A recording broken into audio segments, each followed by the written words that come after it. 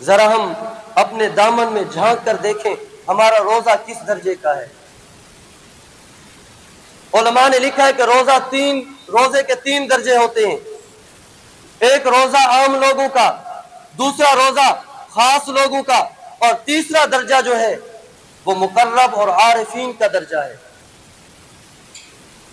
عام لوگوں کا روزہ یہ ہے کہ عام بندہ دن بھر کھانے پینے سے، جماع سے اپنے آپ کو روک لیتا ہے، اور خاص لوگوں کا روزہ یہ ہوتا ہے کہ خاص لوگ دن بھر کھانے پینے سے، جماع سے اپنے آپ کو روک لیتے ہیں اور اپنے اعضاء کو گناہوں سے بھی بچا لیتے ہیں۔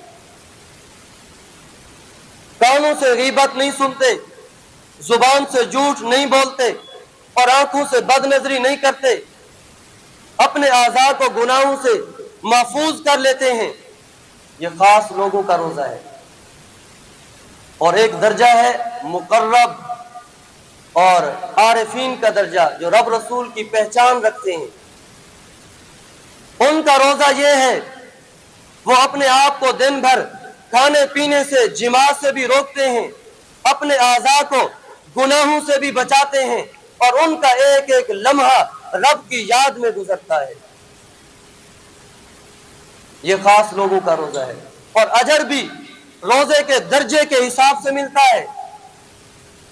مثال کے طور پر 1 من لوہا ہو اور 1 من چاندی ہو اور 1 من سونا ہو، لوہے کی قیمت الگ ہے، چاندی کی قیمت الگ ہے، سونے کی قیمت الگ ہے۔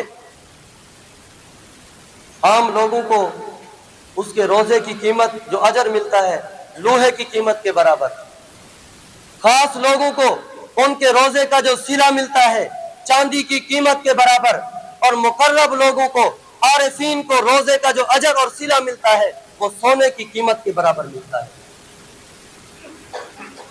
اور جو بندہ روزہ رکھ کے صرف بھوک پیاس برداشت کرتا ہے، گناہوں سے بچتا نہیں بلکہ گناہوں میں مبتلا رہتا ہے، کانوں کو غیبت سے نہیں بچاتا، زبان کو جھوٹ سے نہیں بچاتا، آنکھوں کو بد نظری سے نہیں بچاتا، اس کا روزہ تو مٹی کے برابر بھی نہیں ہوتا۔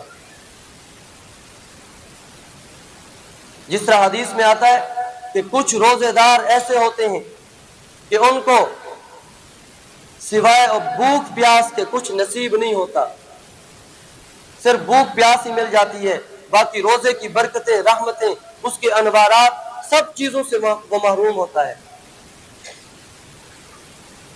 اس لیے روزے کو آداب کے ساتھ، رمضان کی ان ساعتوں کو آداب کے ساتھ، احترام کے ساتھ گزارنے کی کوشش کریں۔